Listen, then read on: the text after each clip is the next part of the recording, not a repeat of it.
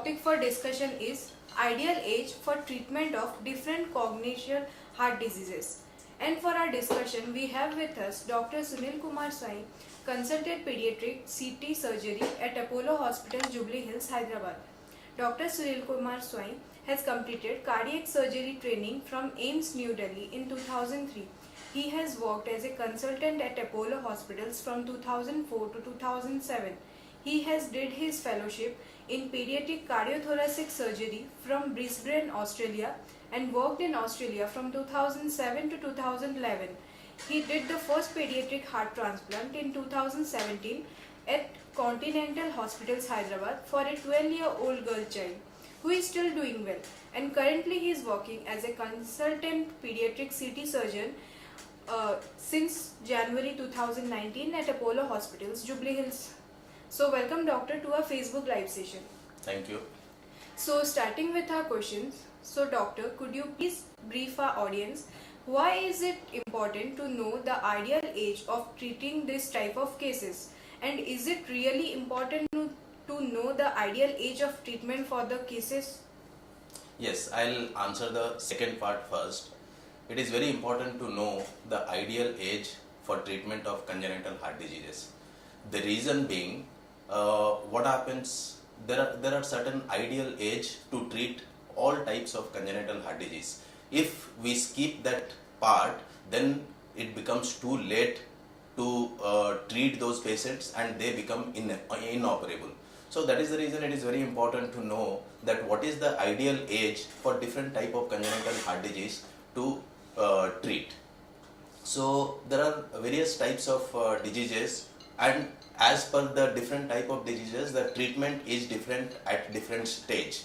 Certain diseases we treat at a very early stage, just after birth. There are certain diseases which we can wait for 3 to 4 years, and there are certain diseases which even we can treat at a later stage of life. So that is the reason it is very important to know when to treat which type of disease. So doctor, what are the types of congenital heart diseases found in our society? See, actually congenital heart disease is divided into two types basically.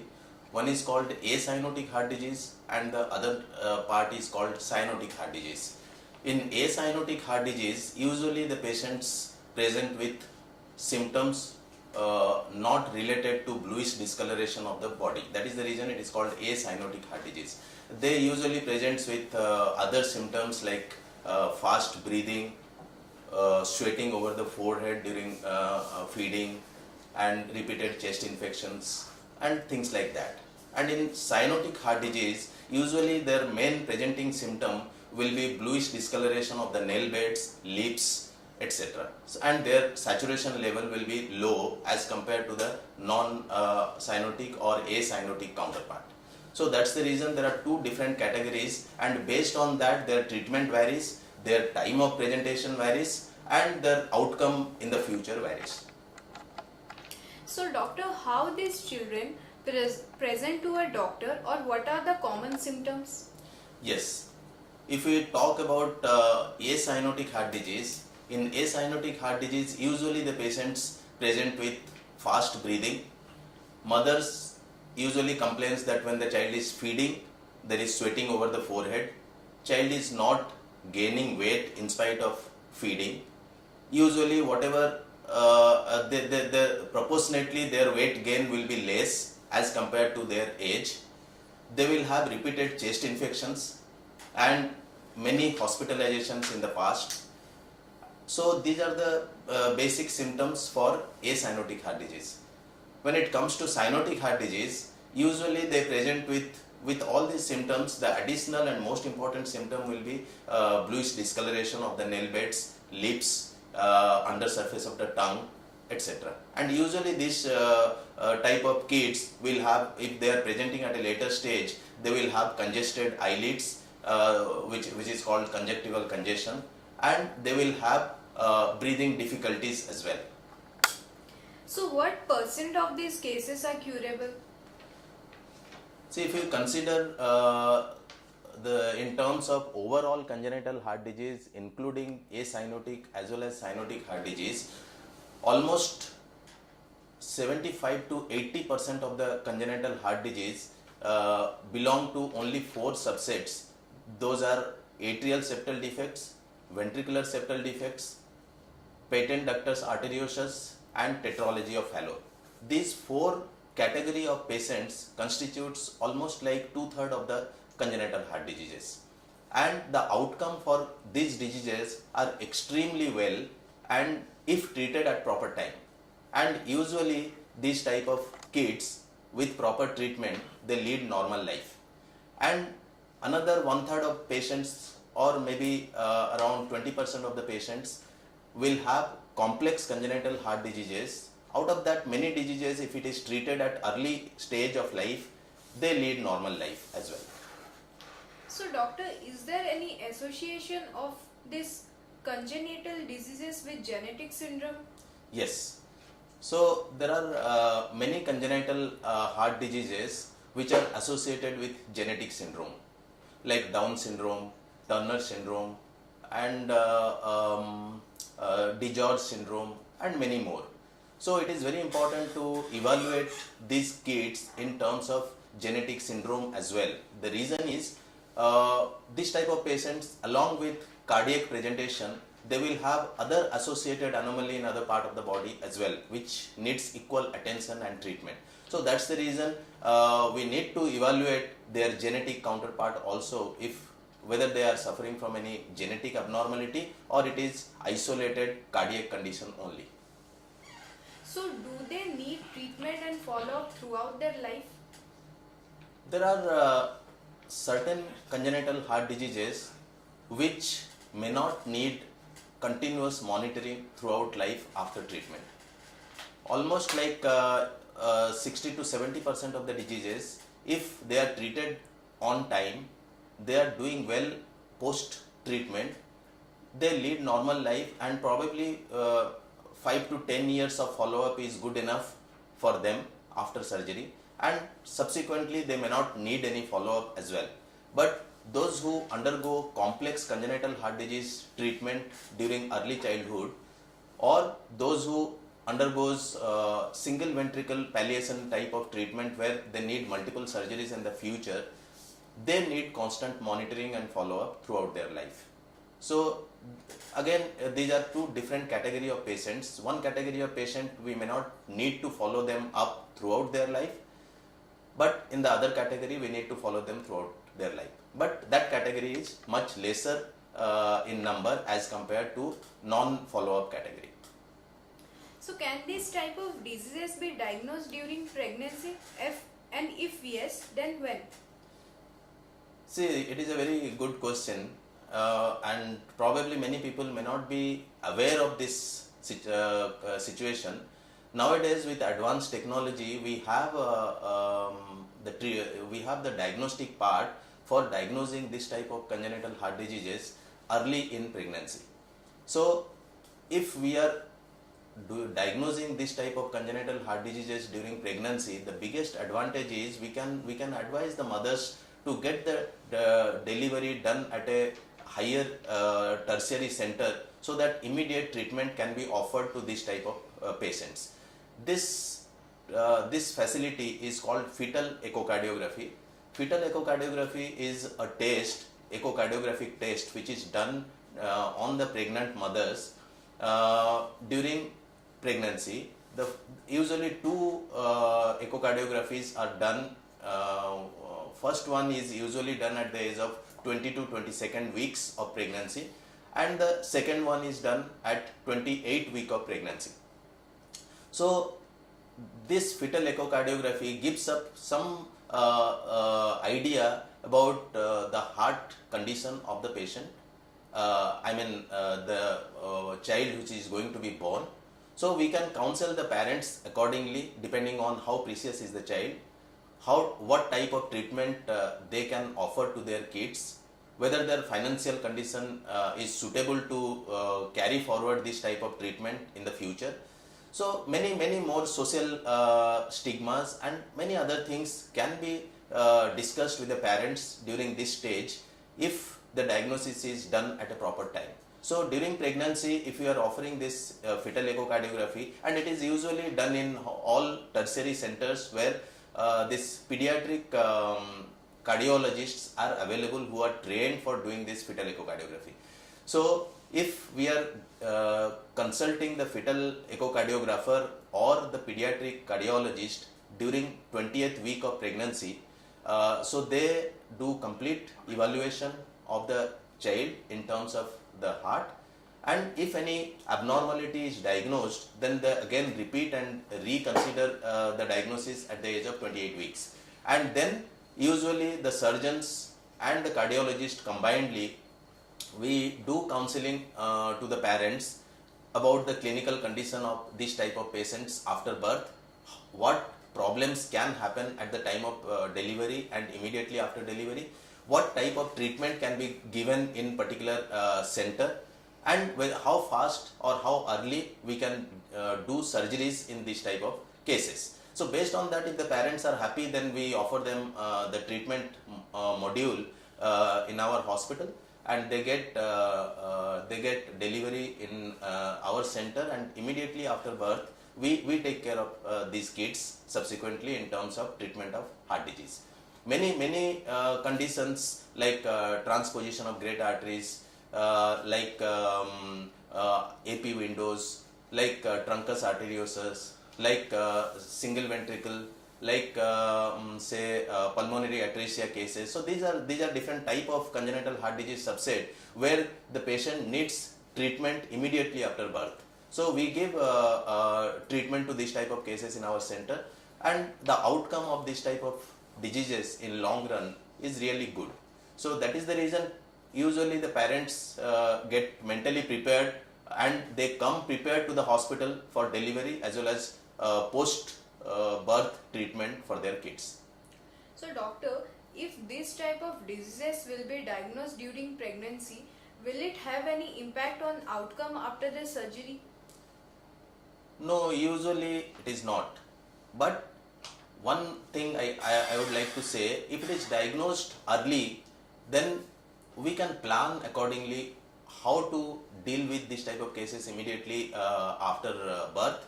Another thing is, if we know the condition during pregnancy, then immediately after birth we can give treatment to this child without delay. But if the patient comes, usually what happens after delivery, if it is not diagnosed during pregnancy, after delivery usually some delay happens in terms of referral from a peripheral center to a higher center.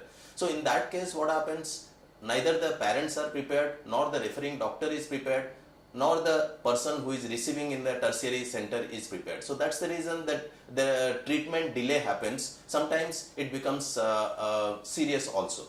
So that is the reason, if it is diagnosed early, diagnosed during pregnancy, and we know, we plan what is the treatment to be given immediately after birth, so definitely the planning and execution becomes much better as compared to non-diagnosed cases. So what type of life these kids lives after the surgery during their lifetime? See, as I said earlier, most of these kids lead normal life. Their quality of life improves as compared to if we will not do any treatment to them. Their quality of life becomes much better. They live near normal life. Their exercise tolerance, participation into active sports becomes much better if they are receiving the treatment at an early age and curing their disease at an early stage without developing any complications. So doctor, what type of risk factors are associated with these conditions and how to avoid this? See, when we talk about risk factors, there are two different categories of risk factors. So first thing is, what are the risk factors related to the mother before delivery? So usually this type of diseases are, it happens in consanguineous marriages, like the marriages in relations. So it has been found that incidence in those type of kids are much higher as compared to non-consanguineous marriage. Second thing is, if mother is a smoker and smoking during pregnancy, that also affects the child in terms of development of the heart. Third thing is, when if the mother is taking any medications, there are multiple medications which causes abnormality in the heart during formation of the heart. Like lithium is one of the example. If the mother is taking some psychiatric treatment and this medicine is one of those, then the child is prone to develop some heart disease. Like that, if the mother is having any infection during pregnancy like rubella, and there are multiple other infections also, so again the kids are more prone to develop some congenital heart disease. So it is very important to know that what are the risk factors. Like we have to avoid the infection in the mother during pregnancy. Mother should give up smoking and other things which normally in Indian population they don't do. It is basically for Western society, but still we should avoid that thing if at all it is there. Third thing is, we should avoid consanguineous marriage. And another thing is, usually sometimes it has been seen it is run in families, and if the mother and father are planning kids at a late age, that is also another risk factor for developing congenital heart disease. If the mother is above 30 years of age and if the father is say 35 plus, in those cases chances of congenital heart disease in the kid is more. That is in terms of during pregnancy and before pregnancy, planning for pregnancy, what are the things to be looked for. When it comes to the child who has already developed the congenital heart disease, in those cases we need to separate them from mixing with other people who are suffering from any infection in the body. They should not go to the crowd, because what happens when they are in touch with other people or other kids or other family members who are having infection, they catch infection very fast. So we have to keep them isolated. We have to give them treatment on proper time so that they should not develop any congestive heart failure. They should not develop any cyanotic spells. So we need to know about those things, that these things can happen after delivery. So we need to avoid those type of situation. Like in cold climate, chances of getting cyanosed will be more. So chances of getting asthmatic attack will be more.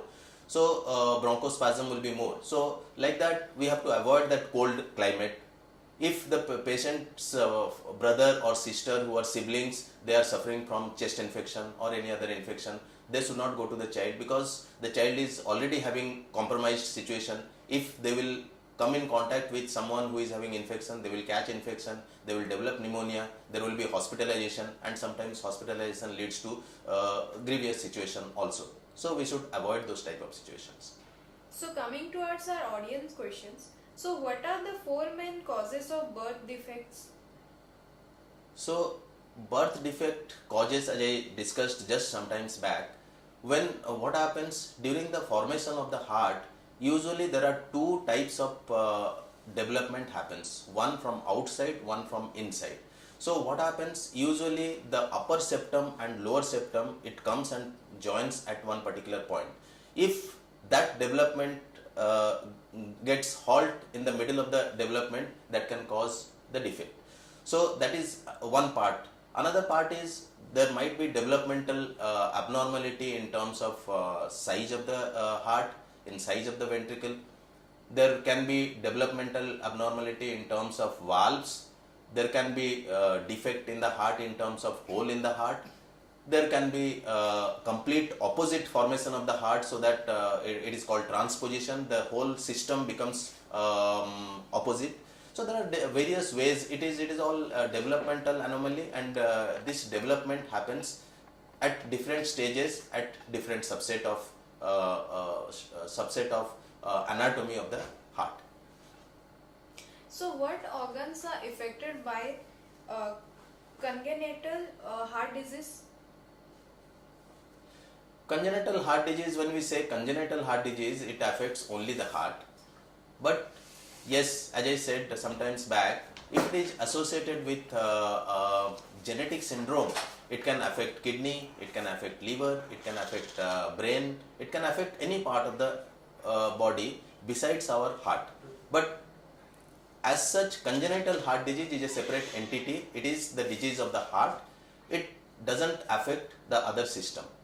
But when we say it is congenital disease, congenital heart disease is different from congenital disease. If it is congenital disease, yes, it can be in combination with problem in other part of the body also, like other organs of the body. So what are the long-term effects of congenital heart disease? See, as I said, if we are not giving treatment at proper time, we are not diagnosing at proper time. Sometimes I have seen many patients, they come at a very late stage of life. So when they present late, by that time they develop complications. When they develop complications, then this subset becomes a serious issue. The simple problem becomes a complicated one in the later stage. So that is the reason it is advisable to the parents to present to the doctor early, get the evaluation done by doing a screening test which is called echocardiography, and diagnose the case as early as possible. With advancement in pediatric cardiology and pediatric cardiac surgery, we are giving treatment to 1 day old child also with a weight of 1.5 to 2 kilos also. Sometimes we have treated kids below 1 kilo also. So that is the reason there is no age criteria or weight criteria for treating this type of cases. Yes, if they are presenting early, they are getting treatment early, their complication rate can be avoided and they lead normal life. If they are presenting late, they have developed complications, the outcome becomes bad. And if they are developing complications, sometimes they reach up to a stage when they may not be in a stage to get operated. That is called inoperable stage. So after that we cannot offer any treatment to them. So what is the most common congenital defect in adults? See, usually ASD, I would say ASD, atrial septal defect is the common congenital heart disease, but sometimes they present at a very late stage, sometimes in adult stage also. If you see the heart surgeons who are doing mostly adult work, they get only one type of patients which trickles from congenital heart disease to the adult stage is atrial septal defect, which is a hole inside the heart at the upper chamber, and in some cases usually tetralogy of Fallot, which is another subset of congenital heart disease, they present at a later stage if they are not very symptomatic, and they live up to adulthood also. So when is a baby's heart fully developed? Usually it develops by 28 weeks of age and the development continues up to 32 weeks. But by 28 weeks, usually most of the organs, most of the structures inside the heart is formed. So that's the reason, as if you will recollect, I told that this fetal echocardiography is done in 2 stages. One is at 28th week and the other one is at 28 weeks. At 28 weeks, it is called stage of viability. So by that time, most of the hearts are fully formed. So coming towards our last question, so doctor, could you please tell our audience about the facilities provided at Apollo Hospital, Jubilee Hills, Hyderabad? See, here at Apollo Hospital, it is one of the advanced hospital in the city and I would say in the country as well. So here we have all types of facility available. We do surgeries for congenital heart disease starting from 1 day of age up to 14-15 years of age, depending on what type of disease they are suffering from, at what stage they presented to us. And we do closed heart surgeries, open heart surgeries. We do extracorporeal membrane oxygenation, that is called ECMO, which is the advanced treatment for lung diseases as well as some type of congenital heart diseases. We do transplants as well. So overall we can say for congenital heart disease point of view, various spectrum or modality of treatment is given at Apollo Hospital, Jubilee Hills, Hyderabad. There is no age and weight criteria for any child, as I said earlier. So we treat all types of congenital heart disease starting from simple congenital heart disease to complex congenital heart disease. with very good outcome. So dear viewers, we have come to the end of our session and hope we have covered all aspects. If you still have more doubts, you can book an appointment with Dr. Sunil Kumar Swain and clarify your doubts. Thank you, Doctor, for educating our audience Thank you in very today's much. session. Thank you very much. Thank you for joining us. Stay tuned for more such educative live sessions. Namaste.